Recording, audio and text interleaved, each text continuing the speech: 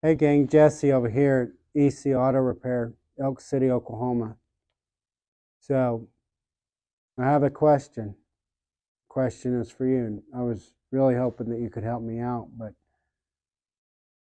when you go to choose an auto repair shop, what do you look for in a shop? This is actually a research project I'm doing. From time to time, I got friends, especially female friends, that will ask me, how do I know a good shop to go to? How do I judge a shop? How do I figure that out? So I've got an answer that I give them. I know different things to look for in a shop. Are they reputable? Are they clean?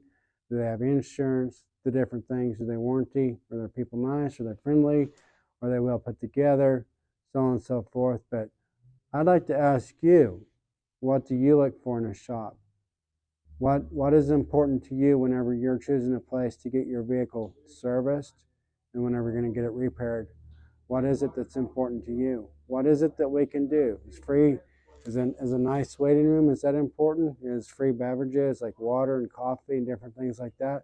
Is that important to you? Let me know. I'm excited to hear. I'm all ears. Let me know.